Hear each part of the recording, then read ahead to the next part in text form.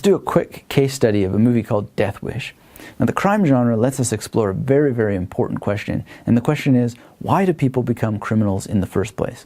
Movies in the crime genre present us with a number of reasons, and these can include alienation from an uncaring society, the absence of police being responsible for crime, psychological illness or sociopathic tendencies, or you have personal ambition, and ambition, as you'll recall, played a role in a lot of those 36 dramatic situations that you read about. Crime can also stem from different aspects of sex as well. So we have prostitution, we have rape, as you're going to see in Death Wish when you watch that, and all kinds of things. And there's a need for other people that comes out again and again and again. And if you watch serial killer movies, for example, there's this obvious need for the company of other people that leads people to become criminal.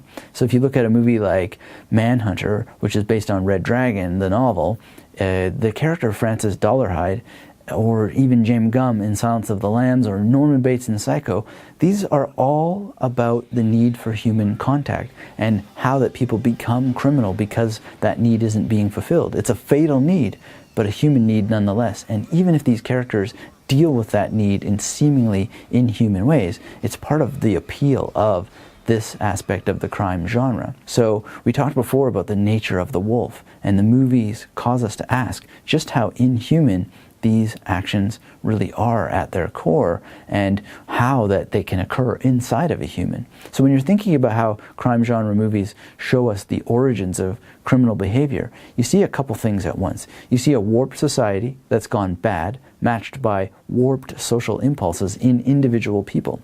And crime films show us the space where civilization and the individual meet. All too often it seems that society itself is more to blame than any single person, and yet we want to figure out how a single person is also responsible. So if you look at the history of communist cinema, for instance, or films produced by socialist states like North Korea, you can't really have a crime in utopia, which is interesting. There's these repressive regimes that tend not to tolerate crime because the films reveal that there's something wrong with the status quo.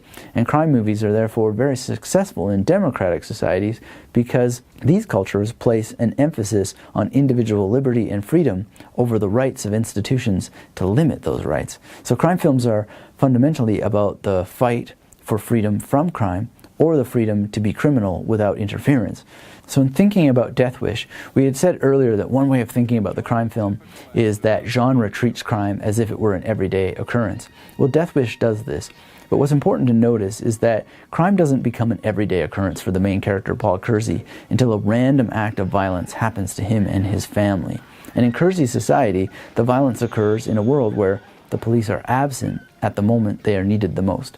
And the absence of the police to stop the violence becomes part of the crime, in a way. And the police absence creates not just the need for someone to do something about the crime, but also space for Kersey to come in and become the hero, to become a vigilante. Now notice that in the beginning of the movie, Kersey is joked about as being a liberal pacifist because he feels for the underprivileged in society. He's a successful New York architect, and this is a perfect representative of the success of capitalism in a democratic world. But one day, he feels sympathy for the homeless, and the situations that lead that person into being homeless ultimately is related to the crime that happens to his family, and so then he is ultimately shooting those people, and once he starts shooting, he keeps shooting. So there's this real social symbolism going on here, and a real critique of society, and it's important to realize that when this character is threatened and his family is destroyed, there is a larger symbolic level of attack.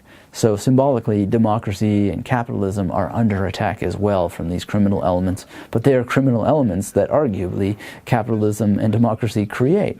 So as we learn more about Paul Kersey, we find out that he's actually a better force of law than the police. And we don't know exactly why, but part of it could be because of his social position, because he is a protector and a defender of how democracy and capitalism have allowed him to be successful, and he needs to protect that from the same thing that prevents others from being successful. And some parts of the story are kind of confusing, but it seems that Kersey had had some very specific training in his handling of weapons in the past. So Kersey's not just successful in any profession, but he's someone who's been trained to kill, and there's the symbol that underlying all of his sophisticated New York architectural talent is this Old West gunslinger. And of course, the choice of Charles Bronson as an actor helps support that and give that feeling. So there's no mistake that Paul Kersey is played by Charles Bronson, and he perfectly displays this thesis, if you will, that violent crime can be wiped out by more violence. So society, the argument seems to be, requires more gunslingers. And we as an audience, we respond to this spectacle of seeing the bad guys get their due because it helps create this need for safety, and yet at the same time, we also get the representation that crime goes on at the end of the film. So Death Wish and the crime genre tendencies that it shows us, are they really about justice, or are they about vengeance? That's a very interesting question to think about. One other way of looking at Death Wish is that it's about the speed of punishment in a world where the court system is too slow. Juries are biased and lawyers are corrupt. So the criminal is not really human, even if Kersey starts out thinking that way. Rather, criminals are monsters, and they need to be wiped out, and they need to be done in a way that is quick and fast and efficient and doesn't get involved in all kinds of long processes that prevent the victim from being able to feel exonerated. So when you watch Death Wish, think about these feelings, think about these themes, and notice how you're encouraged to enjoy the protection of the status quo, of the social level that Kersey is identified with. And no matter how irrational his actions may be, he is trying to protect a particular kind of social level. And as you watch Death Wish, look for how the police are represented, how they're talked about when they're absent, and how they're depicted visually, how they're talked about in the dialogue, what words are used. And then think about the words that they are given to speak. And notice which actors are picked to represent the police. And notice how the choices of these actors almost demand that someone like Charles Bronson be brought in to be the representative of justice. There's real choices going on there that are very powerful. And the way that Death Wish depicts the police suggests that the vigilante is really forced to do what the police should be doing in a society that was functioning well. Now, I'm not saying that this social criticism is true, but this is what we're encouraged to think. So as you watch Death Wish, ask yourself, how much good can you do by breaking the rules in society and essentially doing bad things? And how much bad is done by doing good and following the rules? So in other words, is there a sense that not taking action is helping society fall apart?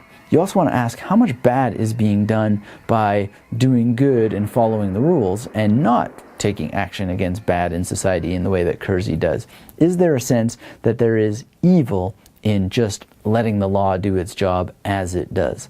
And as ever, keep in mind the inner and outer form strategies for understanding genre that we talked about earlier in the course. And now that you know about the Western genre, you might want to ask yourself, in what ways does Death Wish make itself look like a Western? It's not just the choice of Charles Bronson, but there are other visual indicators. And you might want to ask, what ways does the film balance or fail to balance the tensions that we saw come out so well in The Searchers? So reason versus passion, innocence versus experience, and body versus soul. I think you're going to make some exciting discoveries if you use these tools, and I'd love to see your analysis of Death Wish using them in the Facebook discussion area.